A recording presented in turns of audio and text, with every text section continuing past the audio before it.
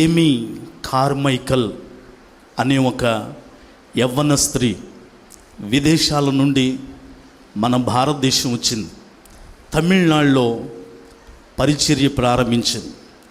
Same రోహిలాగా, same లవ్లీలాగా యవ్వన వయసులో అభిషేకం పొంది ఓన్లీ 1 ఒక్కతే తమిళనాడులో అడుగుపెట్టింది. 55 సంవత్సరాలు పరిచర్య చేసింది.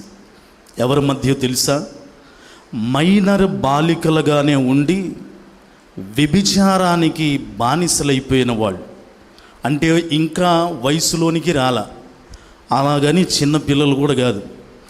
మైనర్ బాలికలుగా ఉండి తమిళనాడులో వ్యభిచార వృత్తికి అలవాటు పడిపోయిన వారి మధ్యకి ఆ ఏమీ కార్మైకల్ అనే సహోదరి వెళ్ళి వారి జీవితాలలో క్రీస్తుని ప్రకటించి వారి కొరకు చక్కటి గృహాలు కట్టి 1 కాదు 2 కాదు 55 సంవత్సరాలు పరిచర్య చేసింది.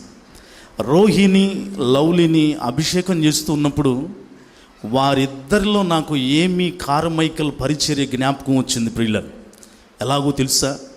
ఏమీ కార్మైకల్ 55 సంవత్సరాల పరిచర్యలో చివరి 20 సంవత్సరాలు మంచానికే పరిమితం అయిపోయింది. తొలి 35 సంవత్సరాలు పరిగెత్తుతూ నవ్వుతూ కిలకిల నవ్వుతూ పరిచర్య చేస్తే చివరి 20 సంవత్సరాలకు కదలలేని పరిస్థితి. తొలి 35 రోహి వలె అయితే చివరి 20 సంవత్సరాలు లవ్లీ వలె మంచానికి పరిమితం అయిపోయింది, ఎముకల వ్యాధి సోకి. అయితే ఆమెను ఇంటర్వ్యూ చేశారు. ఆమె జీవితంలో అన్నిటినీ పరిశోధించి రాసింది ఏంటంటే, తను 35 సంవత్సరాలు నడిచి కిలకిల నవ్వుతూ చేసిన పరిచర్య సంవత్సరాల కంటే మంచం మీద పడి 20 సంవత్సరాలు మంచానికి పరిమితం అయిపోయిన ఆ 20 సంవత్సరాల్లోనే ఎక్కువ మంది రక్షణలోకి తీసుకొని వచ్చిందట. చప్పలు కూడా బేకరిగా దేవునామాని మహింపరు. ఎలా తీసుకొచ్చింది అని అంటే, మంచానికి పరిమితం అయిపోయిన ఏమీ కార్మైకల్ దగ్గరికి వచ్చి, ఏమ్మా ఎలాగైపోయావు, వివాహం చేసుకోకుండా ఎలాగైపోయావు, భారతదేశం కోసం ఎంత కష్టపడదానికి వచ్చావు, 35 సంవత్సరాలు ఎంతమంది నీచాతి నీచమైన బిడ్డలను మార్చావు, నీకేంటి ఎలాంటి పరిస్థితి వచ్చిందనంటే, ఆ ఏమీ కార్మైకల్ అనేదట, నా సంగతి పక్కన పెట్టు, ఇంతకీ నువ్వు రక్షణ పొందేవా, ఇంతకీ నువ్వు మారు మనసు పొందేవా, ఇంతకీ నువ్వు బాప్టిజం పొందేవా, ఇంతకీ నువ్వు బైబిల్ పాటు చదువుతున్నావా, మందిరానికి వెళుతున్నావని పరామర్శించడానికి వచ్చిన వారికి సువార్త ప్రకటించి చివరి 20 సంవత్సరాల్లో ఎక్కువ మందిని రక్షణలోకి తీసుకొని వచ్చిందట. ఏమీ కార్మైకల్. మీరు ఇప్పుడు ఫోన్లో కొడితే నేను చెప్పింది చాలా తక్కువ, మీరు చదివేది చాలా ఎక్కువ. నేను ఈ మాట చెప్పడానికి ఎంతగానో సంతోషిస్తున్నాను. 2 బిడ్డల యొక్క పరిచర్య ఏమీ కార్మైకల్ పరిచర్య వలె పరిశుద్ధాత్మ శక్తి తాత వారిద్దరూ నడిపించబడుదురుగాక, 2 నడిపించబడుదురుగాక. ఒక పల్లవి, ఒక చిన్న చరణంతో దేవుని యొక్క వాక్యాన్ని క్లుప్తంగా ఈ రాత్రి మనం వినడానికి ఇష్టపడదాం. Praise the lord. నీతిమంతుల సంతానమును వర్ధిల్ల చేసితివి ఓలీవ మొక్కల వలెను. నీతిమంతుల సంతానమును వర్ధిల్ల చేసితివి ఓలీవ మొక్కల వలెను. తరతరములకు నీతినొసగితివి, తరతరములకు నీతినొసగితివి.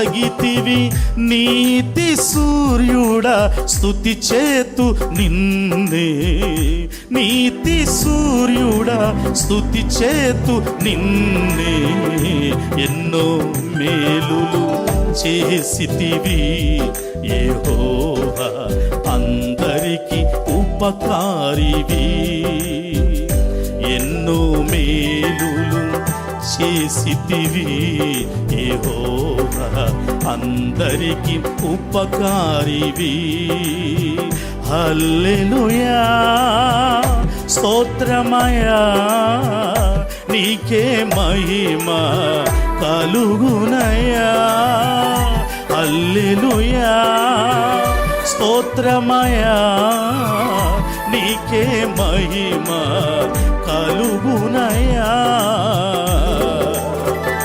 ఎన్నో మేలు చేసితివి యెహోవా అందరికి ఉపకారివి. యెహోవా అందరికి ఉపకారివి.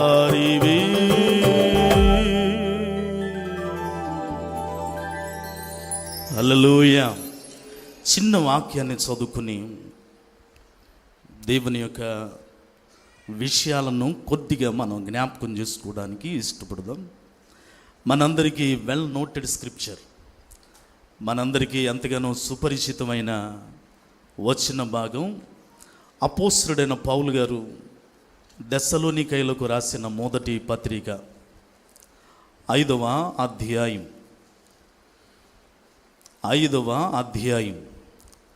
16వ వచనాన్ని ఇష్టంగా స్పష్టంగా చదువుదాం. ప్రతి విషయమునందును కృతజ్ఞతా స్తుతులు చెల్లించుడి, ఎలాగూ చేయుట యేసు క్రీస్తునందు మీ విషయములో దేవుని చిత్తము. చిన్న ప్రార్థన.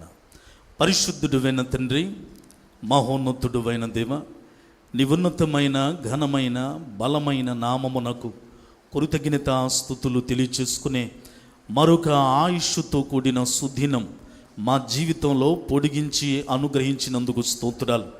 ఈ దినము మీరు ఏర్పాటు చేసిన దినముగా దీని యందు మేము ఉల్లసించున్నట్లుగా మీరు చూపిన కృపను బట్టి మీకు స్తోత్రాలు.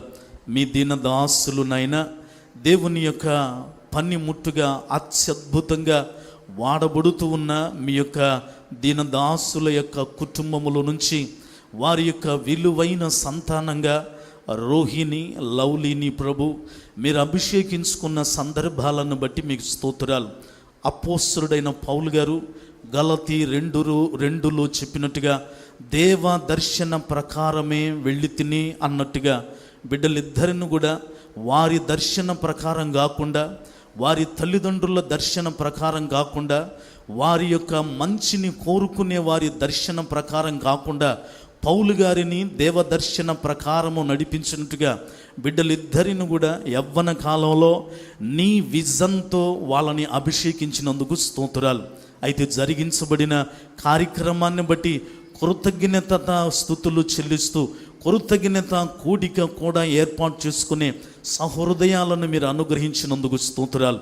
చదవబడిన లేఖన భాగములోని సారము, సారాంశము, వివరణ మీరు మాకు అందచేయమని ప్రాధేయపడుతున్నాం. నిలబడి ఉన్న మీ దాసుడనైన నన్ను కూడా కొద్ది నిమిషాలు మీ సిలువు చాటున మరుగు చేసుకొని అవసరమైన మాట మాత్రమే నా నోట వెల్లడిపరిచి మీ నామానికి మహిమ తెచ్చుకొనమని అడుగుతున్నాం.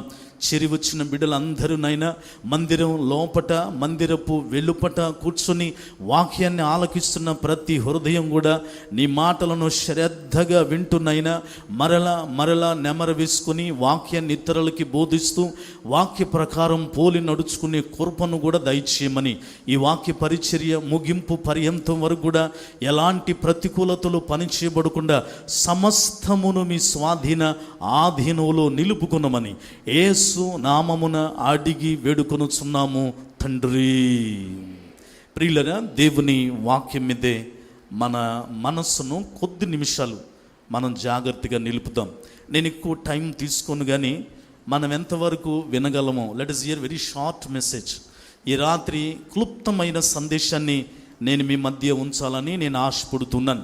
అన్నిటికంటే అందరికంటే బహుశ్రేష్టమైనది, లోకంలో ఎన్నో అభిషేకాలు ఉన్నాయి, లోకంలో ఎన్నో అభిషేకాలు చూస్తూ ఉన్నాం, కానీ దేవుని కొరకు అభిషేకించబడుట చాలా ఉత్తమమైన సంగతి.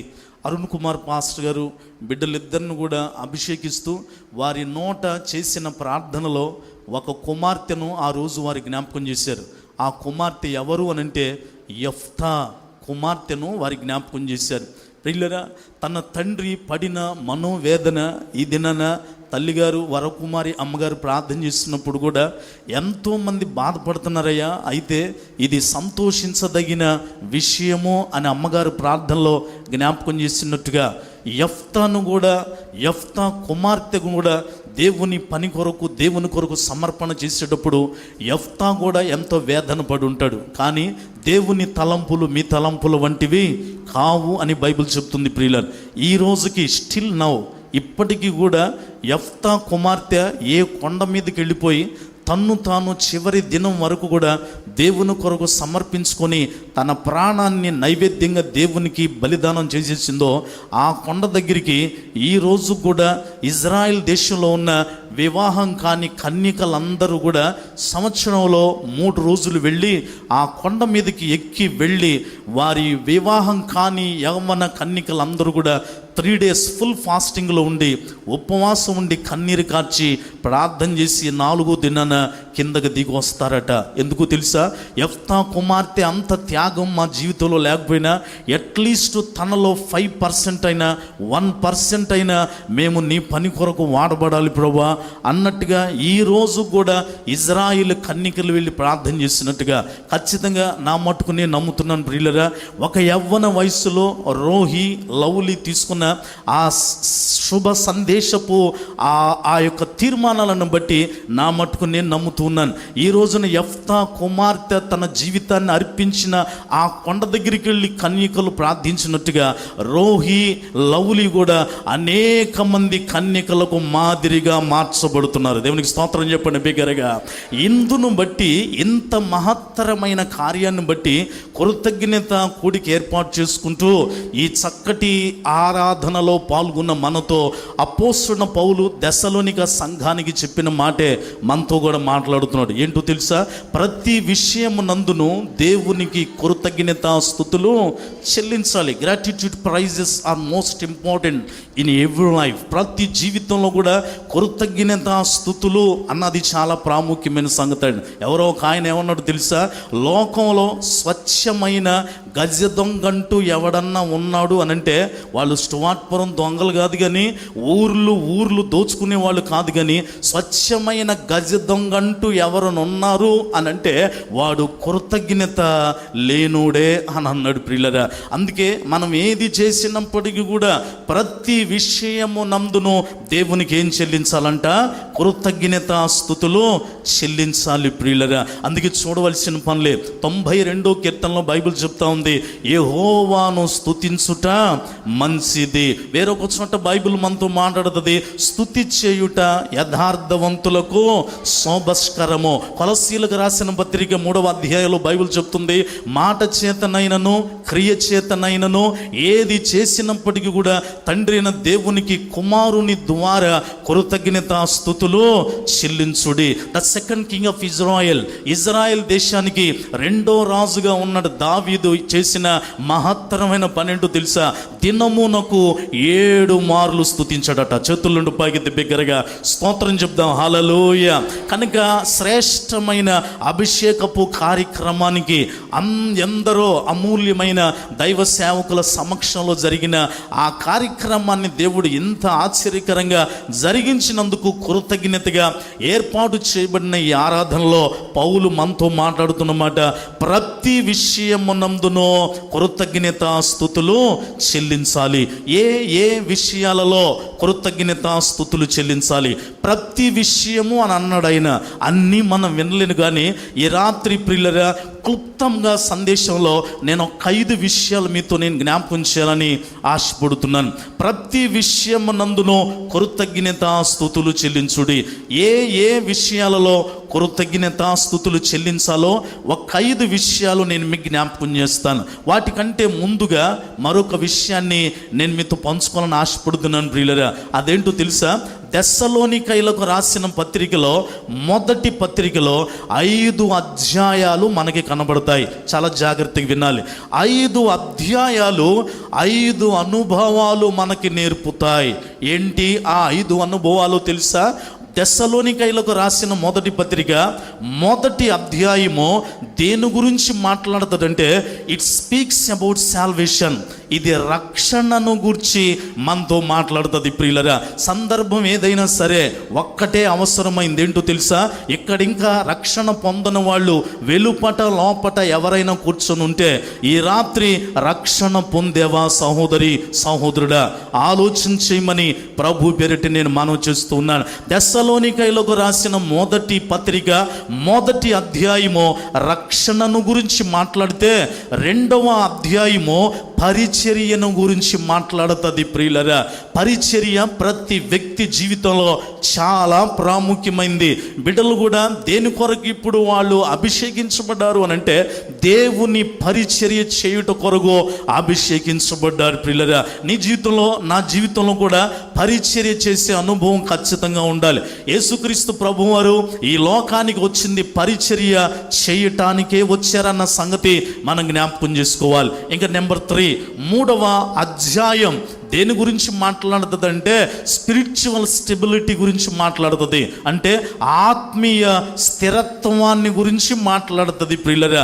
బిడ్డలు ఇంతగా అభిషేక కార్యక్రమంలోనికి వచ్చారు అని అంటే ఇందాక పాస్టర్ గారు చెప్పినట్టుగా వాళ్ళు 7th క్లాస్ 7వ తరగతి 8వ తరగతి చదువుతున్నప్పటి నుంచే దేవుని పరిచర్యలో ఉండడం మూలన ఈ రోజు కూడా ఆత్మీయ స్థిరత్వములో వాళ్ళు అలా ఉండిపోయారు అని అంటే దేవుని వాక్యం వారి పట్ల ఎంత నెరవేరుతుందో.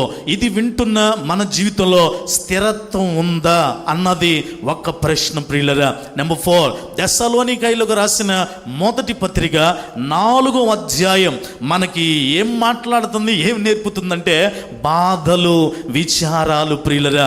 అవును కదా, బిడ్డలిద్దరు కూడా వివాహాలు చేసుకొని చక్కగా సంతానాన్ని కలిగి ఉన్నప్పుడు ఏ తండ్రికైనా ఏ తల్లికైనా సంతోషిస్తారు ప్రియులరా. కానీ పాస్టర్ గారు ఇందాక దుఃఖం వద్దు అని చెప్పినప్పటికీ చివరిలో వారి కళ్ళల్లో నుంచి కన్నీరు రాక మానలేదు ప్రియులరా. ఎందుకంటే తల్లిదండ్రులుగా కోరుకునేది అదే కదా, ఇదే బాధ, ఇదే విచారం ప్రియులరా. ఈ బాధలు ఎప్పుడు మనకు వస్తాయో తెలుసా?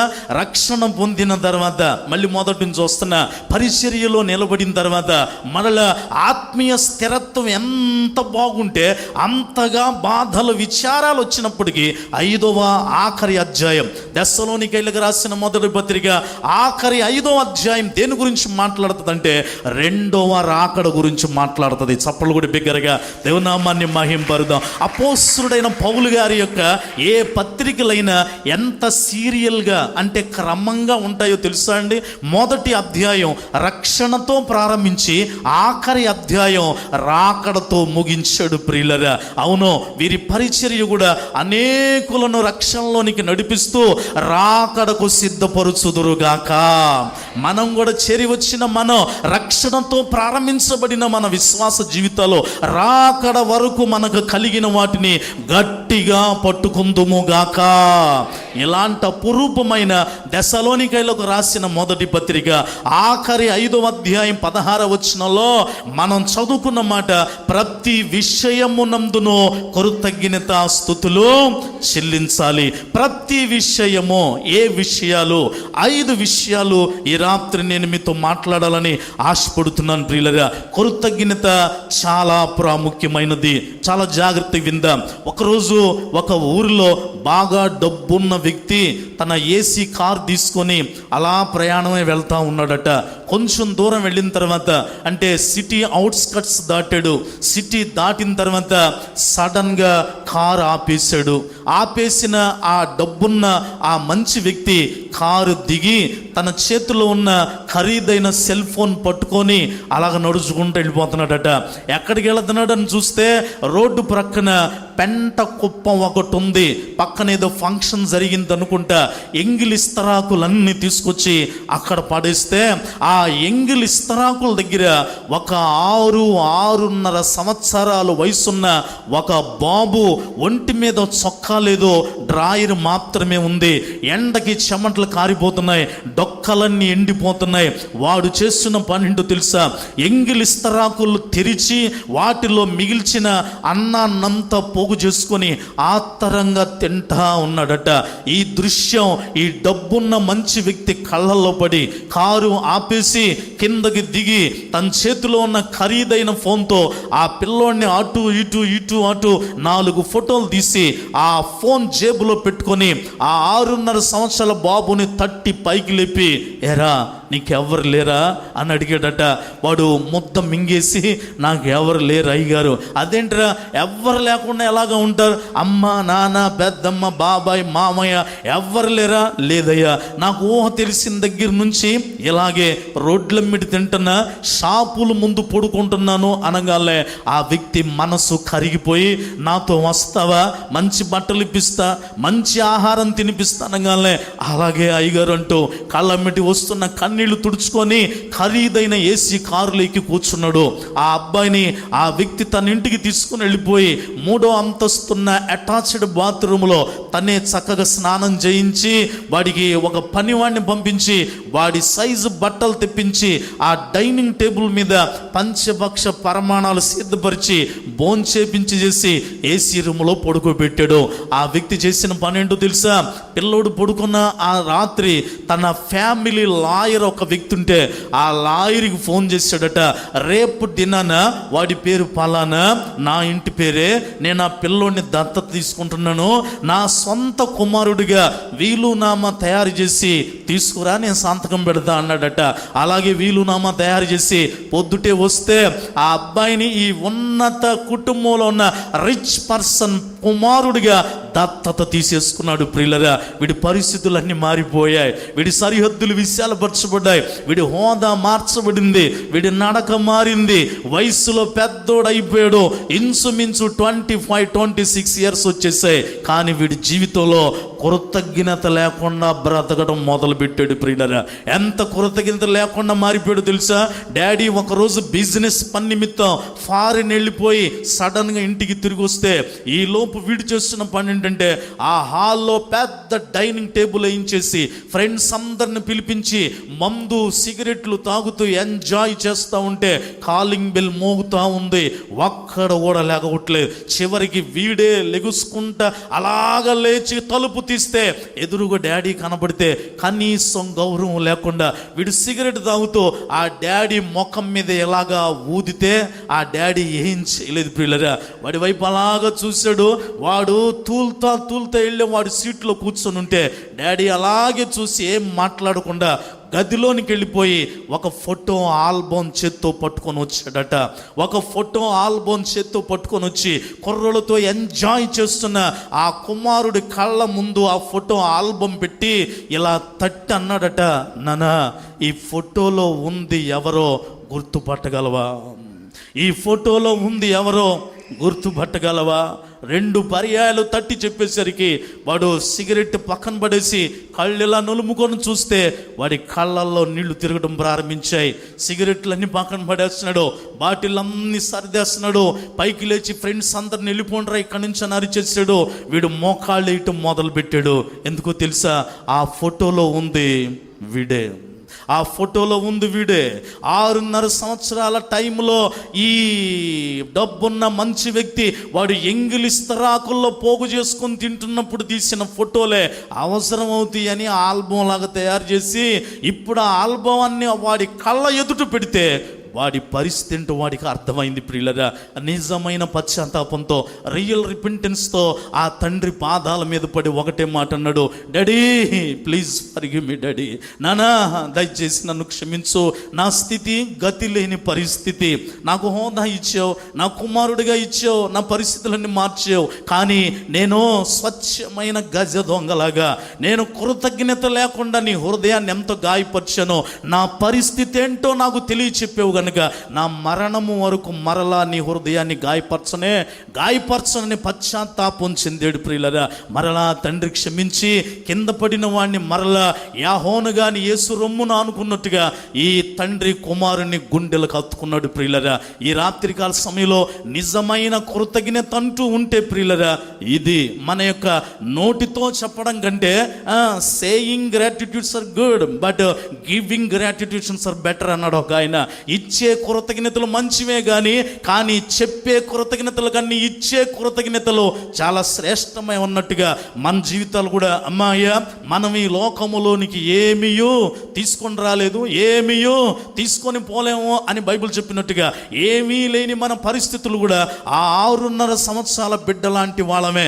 మనకంటూ ఏమీ లేకున్నప్పుడు దేవుడు అన్నీ ఇచ్చినప్పుడు, అదిగో ఏది జరిగినప్పటికీ కూడా ప్రతి విషయము నందు ఎవరి కృతజ్ఞతాస్తుతులు చెల్లించాలండి? దేవునికి కృతజ్ఞతాస్తుతులు చెల్లించాలి. చేతులుండి పాగితే బిగ్గరగా స్తోత్రాలు చెప్దాం. హల్లెలూయా. ఏ విషయాల్లో దేవునికి కృతజ్ఞతాస్తుతులు చెల్లించాలో ఒక 5 విషయాలు క్లుప్తంగా 20 నిమిషాల్లో నేను సందేశాన్ని ముగించాలని ఆశపడుతున్నాను ప్రియులరా.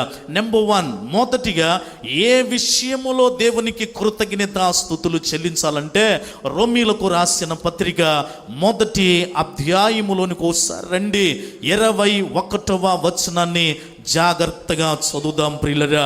రోమా 1:21లో మరియు వారు దేవుని ఎరిగియు ఆయనను దేవునిగా మహిమపరచలేదు, కృతజ్ఞతాస్తుతులు చెల్లింపను లేదు, కానీ తమ వాదముల యందు వ్యర్థులైపోయారు. దీనిని బట్టి చదివితే అపోస్తలుడైన పౌలు అంటాడు, వారికి దేవుడెవరో బాగా తెలుసు. ఎవరికి?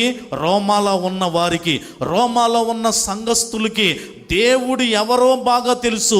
కానీ దేవునిని ఎరిగి కూడా దేవునిని దేవునిగా మహిమపరచలేదు, కృతజ్ఞతాస్తుతులు చెల్లించలేదట. అపోస్తలుడైన పౌలు అంటాడు మన మూలవాక్యంలో, ప్రతి విషయమునందును కృతజ్ఞతాస్తుతులు చెల్లించుడి. ఏ విషయములు అంటే నెంబర్ 1, దేవునిని దేవునిగా మహిమపరచు విషయంలో అనంటే నాతో, దేవునిని దేవునిగా మహిమపరచు విషయములో. అంతేనండి.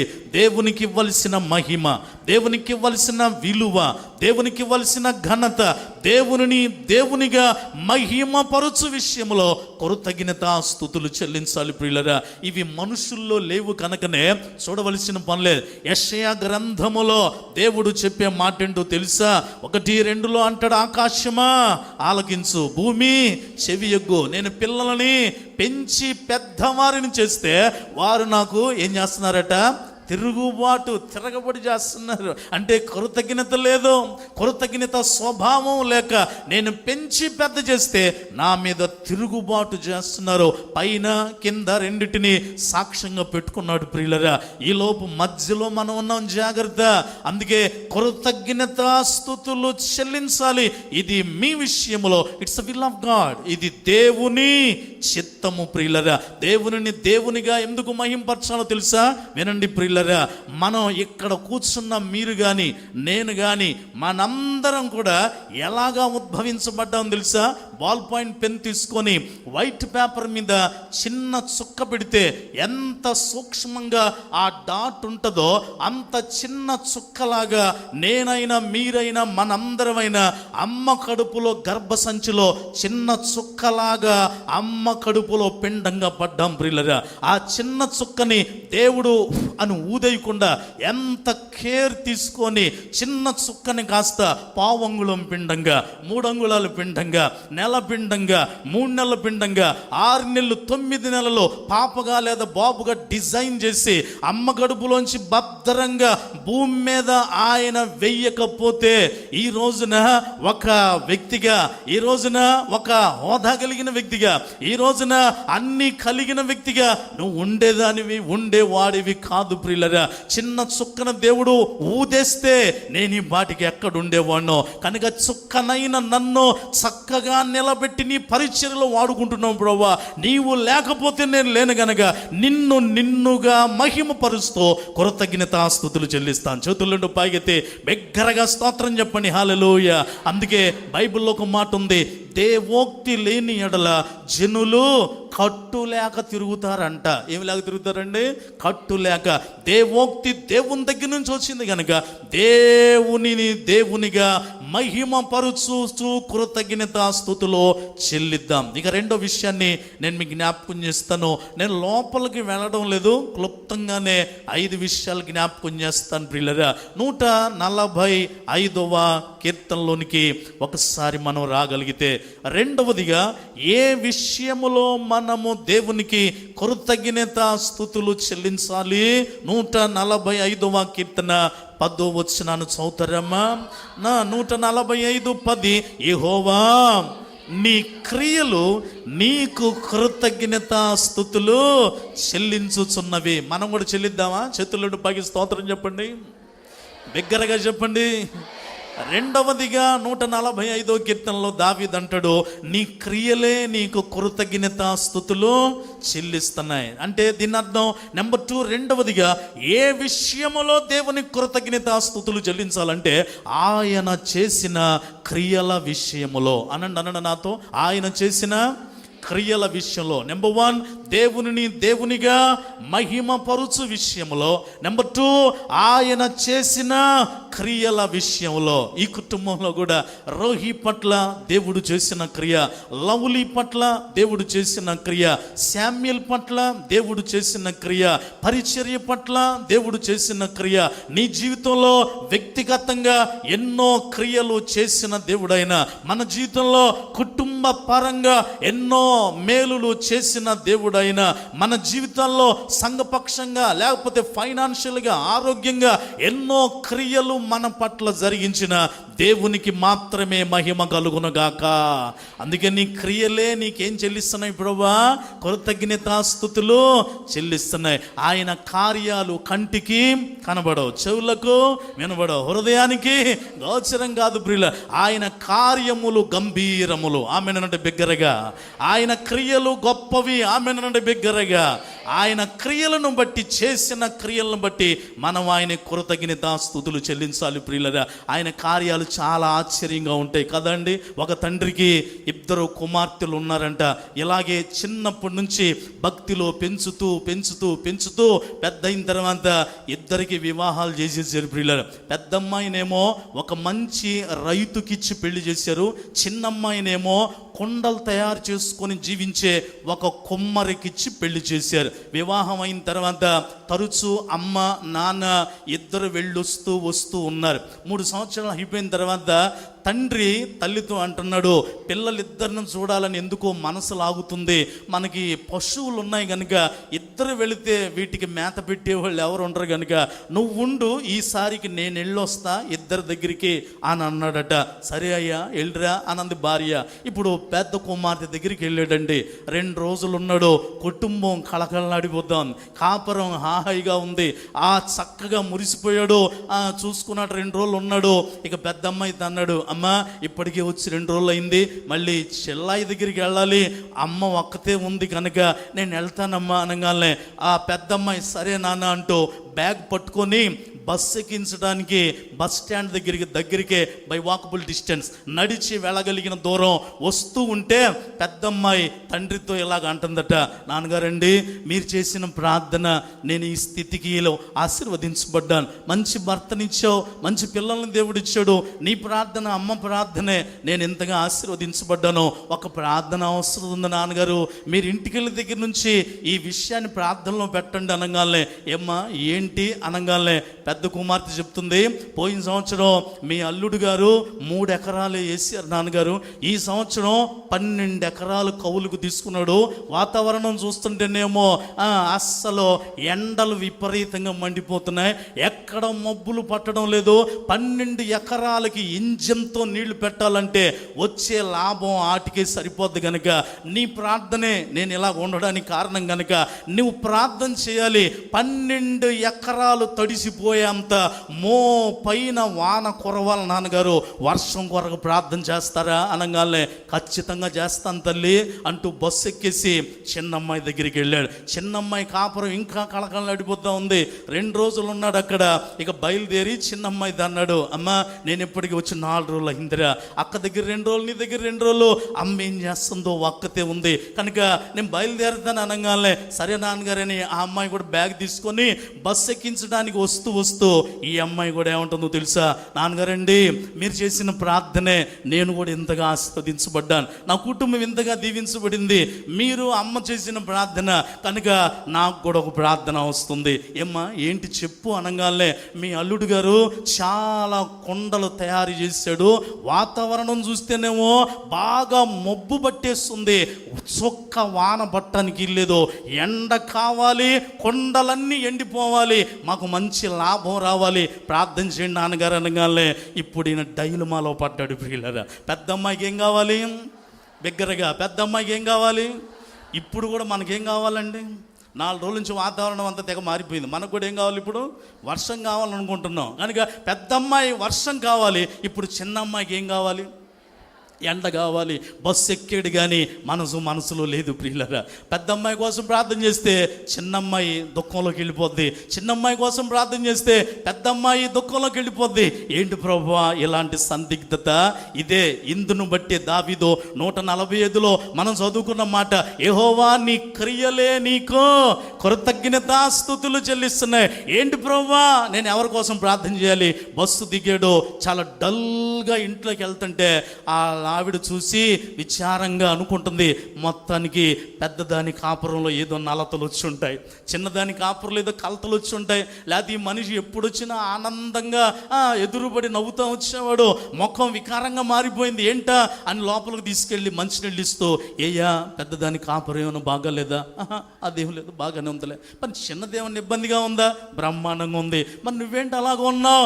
ఏం మాట్లాడలా. లోపలికి వెళ్ళిపోయిన ఆయన చాపేసుకొని మోకాళ్ళ నుంచి కన్నీరు కార్చి ప్రార్థన చేయటం మొదలుపెట్టాడు. ఏమన్నో తెలుసా, ప్రభువా పెద్ద కుమార్తెకి వర్షం కావాలి, చిన్న కుమార్తెకి ఎండ కావాలని కోరారు, 2 కళ్ళు నావే ప్రభువా, మరి దానికోసం ప్రార్థన చేస్తే ఇది ఏడుస్తుంది, ఇది ప్రార్థన చేస్తే అది ఏడుస్తుంది, కనుక నీ క్రియ మాత్రమే జరిగించబడును గాక, నీ క్రియ మాత్రమే జరిగించబడును గాక. అర్థమైపోయింది అమ్మగారికి కూడా. ఆమె కూడా మోకాళ్ళు ఉంచేసా పరిస్థితి ఇదే అని భర్తతో పాటు కన్నీరు కార్చి భర్త ప్రార్థనలో ఏకీభవించి ప్రార్థన చేసింది. 3 రోజులు అయిపోయిన తర్వాత పెద్దమ్మాయి దగ్గర నుంచి ఫోన్ వచ్చింది. ప్రియులరా, కొంచెం ఆధైర్యంగానే ఫోన్ లిఫ్ట్ చేశాడట.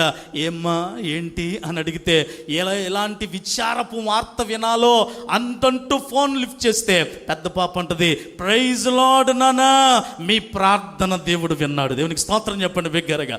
మీ ప్రార్థన దేవుడు విన్నాడు. మీరు వెళ్ళిన 2వ రోజు నుంచి మోపైన వర్షాలు పడి ఒక్క ఇంజిన్ పెట్టకుండా 12 ఎకరాలు వర్షంతో సమృద్ధిగా తడిచిపోయే అనగానే లోపల సంతోషించాడు కానీ ఒక పక్కన గుండె లబ్బడో. కారణం ఏంటంటే పెద్దమ్మాయి ఆశ తీరింది అంటే చిన్నమ్మాయి ఏమై ఉంటుంది? దుఃఖంలోకి వెళ్ళిపోయి ఉంటుందేమో. కానీ అదే రోజు సాయంత్రానికి చిన్న పాప ఫోన్ చేసి, డాడీ ప్రైజ్ లార్డ్ నాన్న అనగానే, ఏమ్మా ఏంటి అనగానే, నువ్వు వెళ్ళిన 2వ రోజు నుంచి పట్టిన మబ్బులు ఎటిల్లాయో తెలియదు, ఎండ పెళపెళ కాసేసింది, కొండలన్నీ ఎండిపోయాయి, ఇప్పుడే మీ అల్లుడు గారు వాటన్నిటి నమ్మి మాకు 1000 రూపాయల లాభం వచ్చింది నాన్నగారు అనగానే ఈయన మరలా మోకాళ్ళ నుంచి చాపేసుకొని ప్రార్థన చేశాడట. ఏంటి ప్రభువా ఈ కార్యము అనగానే, ఏంటి ఈ క్రియ అనగానే, అటు పట్టిన మబ్బునేమో ఇటు పంపించాను, ఇటు ఉన్న దాన్నేమో ఇటు పంపించి ఆ ఊర్లో వర్షాన్ని కురిపించి ఈ ఊర్లో ఏం కాసేటట్టు చేశాను? ఎండ కాసేటట్టు చేశాను. అందుకే అంబేద్కర్ నగర్లో 3వ లైన్లో వర్షం పడితే 1వ లైన్లో ఏముంటుందండి మనకి? అప్పుడప్పుడు ఎండ ఉంటుంది. ప్రియులరా, ఇది దేవునికే సాధ్యం. కొట్టో చప్పలు కూడా బిగ్గరగా దేవుని నామాన్ని మహింపరుదాం. అవును, దేవుని తలంపులు వేరు, సేవకుల తలంపులు వేరు, రోహి పట్ల లౌలి పట్ల, కానీ దేవుని క్రియలు గొప్పవి. కొట్టో చప్పలు కూడా బిగ్గరగా దేవుని నామాన్ని మహింపరుద్దాం. నెంబర్ 3, 3వ విషయాన్ని నేను జ్ఞాపకం చేస్తాను. ప్రతి విషయమునందును కృతజ్ఞతాస్తుతులు చెల్లించుడి. ఏ విషయంలో అండి? 3వ విషయాన్ని నేను మీకు జ్ఞాపకం చేస్తాను. దానియేలు గ్రంథము 2వ అధ్యాయం 23వ వచనం. దానియేలు గ్రంథము 2వ అధ్యాయం 23వ వచనంలో వినండి, నా వైపు చూస్తూ, అక్కడ వివేకము బలమును నాకు ఇచ్చావు ప్రభువా, అందును బట్టి నేను నీకేం చెల్లిస్తాను? కృతజ్ఞతాస్తుతులు చెల్లిస్తానని వ్రాయబడి ఉంటుంది. అంటే నెంబర్ 3, ఏ విషయములో దేవునికి కృతజ్ఞతాస్తుతులు చెల్లించాలంటే వివేకము బలమును అనుగ్రహించిన విషయములో. అనండి, ఏ విషయములో? వివేకము బలము. నిజమే ప్రియులరా, ఈ బిడ్డల గురించి తల్లిగా పాస్టమ్మ గారు ఎంత వేదన పడ్డారు. చివరిలో కన్క్లూడ్ చేస్తూ పాస్టమ్మ గారు చెప్పిన మాట ఏంటో తెలుసా? మీ అందరి సహకారం కూడా ఎవరికి ఉండాలంట? అనండి, ఎవరికి ఉండాలండి? పిల్లలకు ఉండాలని. అంటే వివేకము బలము, ప్రార్థన బలము, సంఘస్థుల బలము, పరిచర్యలో బలము, వివేకపు బలము దేవుని దగ్గర నుంచి రావాలి. అందుకే వాక్యంలో ఒక మాట ఉంది, చూడవలసిన పని లేదు. లోకా 2:52లోనట, లోకా 2:52లో వయస్సునందును జ్ఞానమందును దేవుని దయందును, తర్వాత దగ్గరగా చెప్పాలి, తర్వాత దగ్గరగా చెప్పండి, తర్వాత దేవుని దయ ఉంది, మనుష్యుల దయ కూడా ఆ ఇరువురు సేవకురాలకుండును గాక, ఇరువురు సేవకురాలకి కలుగునుగాక. వివేకము బలము దేవుని దగ్గర నుంచి రావాలి ప్రియులరా. అందుకే దానియేలుకి దేవుడు ఎంత వివేకం ఇచ్చాడో తెలుసా? షడ్రకు మేషకు అబేద్నెగోలుకి దేవుడు ఎంత బలం ఇచ్చాడో తెలుసా? దావీదుకి దేవుడు ఎంత వివేకం ఇచ్చాడో తెలుసా? దావీదుకి దేవుడు ఎంత బలాన్ని ఇచ్చాడో తెలుసా? సంసోనికి దేవుడు ఎంత వివేకపు బలాన్ని ఇచ్చాడో తెలుసా? దేవుని పరిచర్యలో వాడబడుతున్న గిజ్జోనికి దేవుడు వివేకము బలం ఎంతగా ఇచ్చాడో తెలుసా? పరాయి దేశంలో చెరసాల్లో పడిన యోసేపుకు దేవుడు ఎంత వివేకము బలము ఇచ్చాడో తెలుసా? ఒంటరి ప్రయాణంలో ఉన్న యాకోబుని ఇశ్రాయేలుగా మార్చబడడానికి ఎబ్బోకు రేవు దగ్గర తొడగూడి వసిలిపోతున్న దేవుని విడిచిపెట్టకూడదన్న వివేకము బలమును యాకోబుకి ఇచ్చి ఇశ్రాయేలుగా మార్చిన దేవునికే కృతజ్ఞతాస్తుతులు కలుగునుగాక. దగ్గరగా చప్పలు కొట్టి దేవుని నామాన్ని మహింపరుద్దాం. వివేకము మనకి రాదు ప్రియులరా, బలము మనకి రాదు ప్రియులరా. It's depend on God. దేవుని మీద ఆధారపడినప్పుడు. అందుకే యవ్వన వయసులో కూడా ఎన్ని రోజులు ఉపవాసం ఉందంట రోహి? చెప్పండి. ఇందాక పాస్టర్ గారు సాక్ష్యం చెప్పారు. ఎన్ని రోజులండి? బిగ్గరగా చెప్పండి, ఎన్ని రోజులండి? నేను గొప్ప చేయటం లేదు, బిడ్డలను నేను ముఖస్థుతి చేయడానికి రాలేదు, కానీ నీ జీవితంలో నీ గుండెల మీద చేసుకొని ధైర్యంగా సాక్ష్యం చెప్పగలవా? ఇన్నేళ్ల నా విశ్వాస జీవితంలో ప్రభువా, ఇన్నేళ్ల నా రక్షణ అనుభవంలో కనీసం నేను పట్టుమని 10 రోజులన్నా ఉపవాసం ఉండగలిగానా? దేవుని కార్యం చేయాలన్నా, ఉపవాసం ఉండాలన్నా, నోటిలో నుంచి ఒక్క మాట వెల్లడిపరచబడాలన్నా దేవుని వివేకము బలము మాత్రమే మనకి దేవుడు ఇచ్చునుగాక. 4వ విషయాన్ని నేను మీకు జ్ఞాపకం చేస్తాను ప్రియులారా. ఇప్పటివరకు ఎన్ని విషయాలు అయినాయండి? 3, 4? 1 ఏ విషయంలో? దేవునిగా మహింపరచు విషయంలో. 2 ఆయన చేసిన క్రియల విషయంలో. 3 వివేకము బలము అనుగ్రహించిన విషయములో మనం దేవుని కృతజ్ఞతాస్తుతులు చెల్లించాలి ప్రియులరా. నెంబర్ 4, 4వ విషయాన్ని నేను మీకు జ్ఞాపకం చేయనా? కీర్తనల గ్రంథము 43వ అధ్యాయం. సందర్భాన్ని బట్టి మాత్రమే నేను ఈ విషయాలు చెప్తున్నాను. ఎన్నో విషయాలు ఉన్నాయి, అన్ని మనం వినలేం. 43వ కీర్తనలోనికి ఒకసారి రండి. ఇది must and should letters read. తప్పనిసరిగా ఇది చదువుదాం. 43వ కీర్తన 4వ వచనం చదువుతారా? 43:4 అప్పుడు నేను దేవుని బలిపీఠము నొద్దకు నాకు ఆనంద సంతోషములు కలుగచేయు దేవుని యొద్దకు చేరుదును. దేవా, నా దేవా, సితారా వాయించుచు నీకు కృతజ్ఞతాస్తుతులు చెల్లించుదును. చెప్పండి, మరొక చెప్దాం. దేవునికి స్తోత్రాలు చెప్పండి ఒకసారి. బిగ్గరగా స్తోత్రం చెప్పండి. ఇక్కడ 43వ కీర్తనలో కీర్తనాకారుడు దేన్ని బట్టి స్తుతులు చెప్తున్నాడంటే 4వ వచనం 2వ లైను ఆనంద సంతోషములో కలిగించిన విషయములో. ఆమేన్. ఏ సంతోషాలంట? బిగ్గరగా చెప్పండి, ఏ సంతోషం అండి? ఆనంద సంతోషములు కలిగించిన విషయంలో నేనేం చెల్లిస్తాను ప్రభువా, నీకు కృతజ్ఞతాస్తుతులు చెల్లిస్తాను. దుఃఖం వచ్చినప్పుడు కాదండి, ఆనందంగా ఉన్నప్పుడు, సంతోషంగా ఉన్నప్పుడు. నేను ఇక్కడ ఒక మాట నేను జ్ఞాపకం చేయాలి. కొంతమంది జీవితంలో ఉంటే ఆనందం ఉంటుంది, లేకపోతే సంతోషం ఉంటుంది. అదేంటంటే రెండు ఒకటి కాదా? రెండు ఒకటి కాదు ప్రియులారా. ఆనందం వేరు, సంతోషం వేరు ప్రియులారా. రోహి విషయంలో, లవ్లీ విషయంలో రోహి ఆనందం అయితే లవ్లీ సంతోషం. దేవునికి స్తోత్రం చెప్పండి బిగ్గరగా. లవ్లీ ఆనందం అయితే రోహి సంతోషం. బిగ్గరగా స్తోత్రం చెప్పండి. హల్లెలూయా.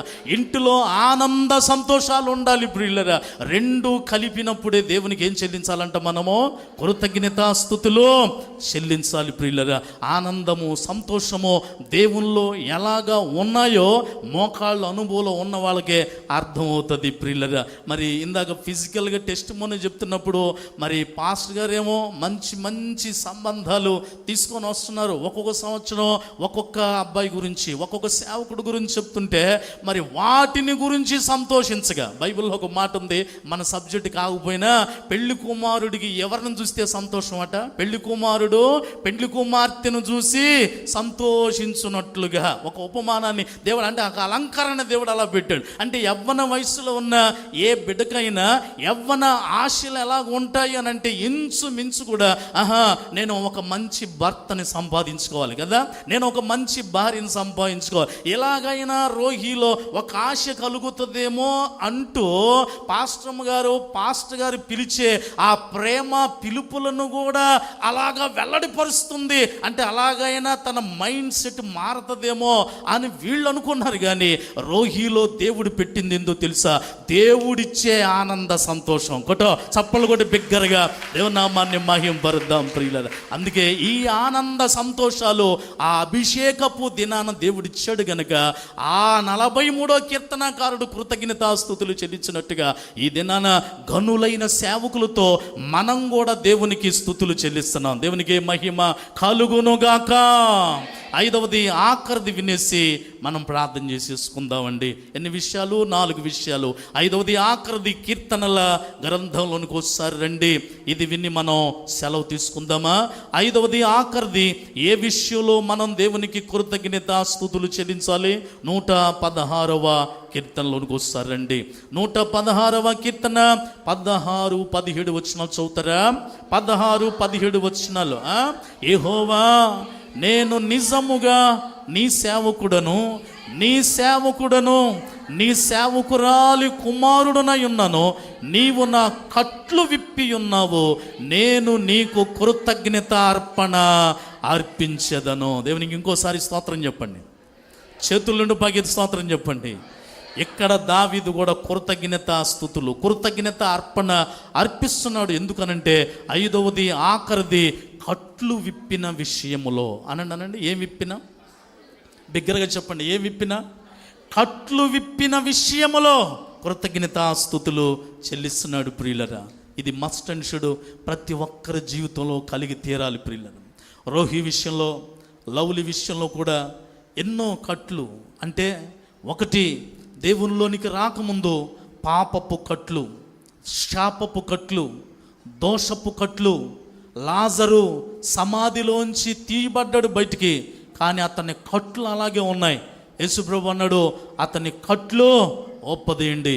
బేతనీయ గ్రామంలో గాడిద కట్టబడి ఉంది, దాని కట్లు ఒప్పదీసి నా కొరకు తీసుకుంటాడు అన్నట్టుగా మనందరం కూడా రోజు కృతజ్ఞతాస్తుతులు చెల్లించాలి.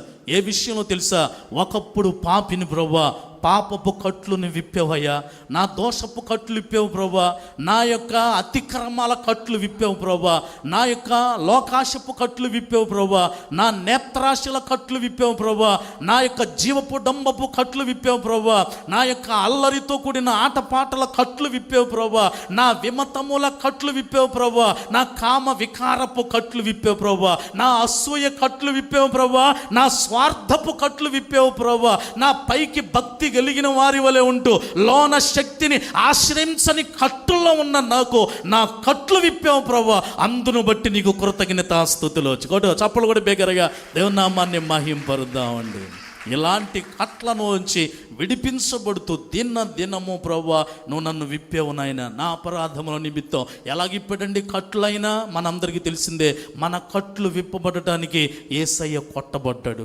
మన కట్లు విప్పబడటానికి యేసయ్య కొట్టబడ్డాడు. ప్రియులరా, బహుశా ఆ ప్రేమను వెల్లడిపరచడానికే నేను ప్రారంభంలో చెప్పిన ఏమీ కార్మైకల్ యవ్వన వయసులో రోహి వలె, లవ్లీ వలె మన భారతదేశానికి వచ్చి తమిళనాడులో 55 సంవత్సరాలు పరిచర్య చేసింది.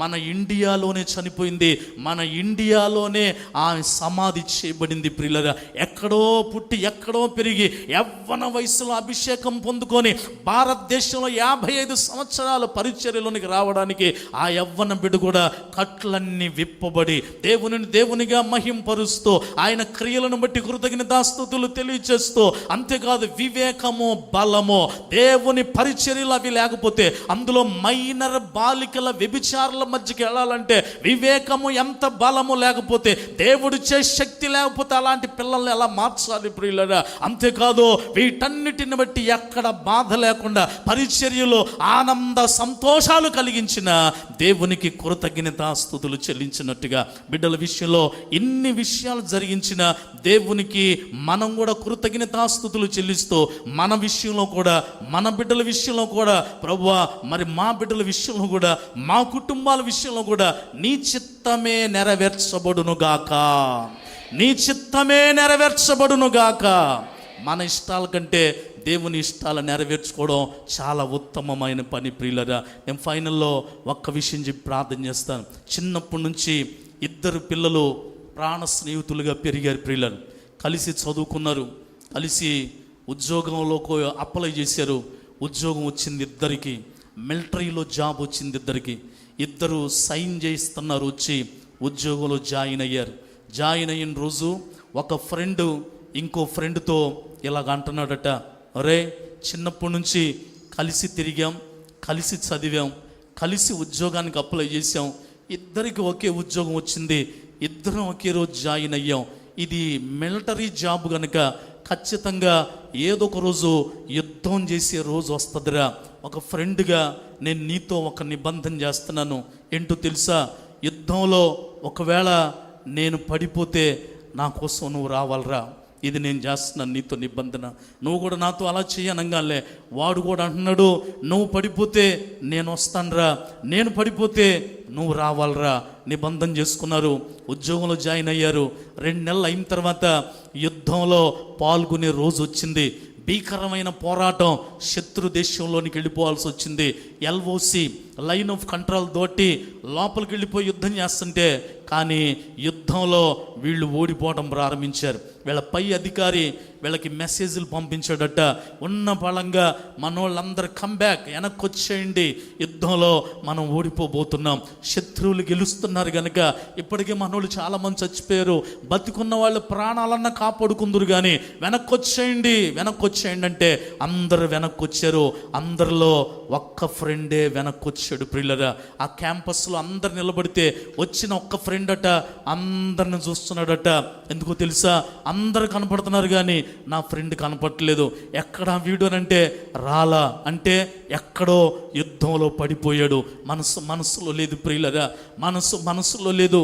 అదిగో ఏమీ కార్మైకల్ భారతదేశం కొరకు వచ్చినట్టుగా, అదిగో రోహి లవ్లీ దేవుని పరిచర్య కొరకు ఎప్పుడని ఆశపడినట్టుగా, అదిగో ఆ ఫ్రెండ్ కూడా తన ఫ్రెండ్ ఎక్కడో పడిపోయాడో వాడిని ఖచ్చితంగా వాడి కోసం నేను వెళ్ళాలి. ఎందుకో తెలుసా?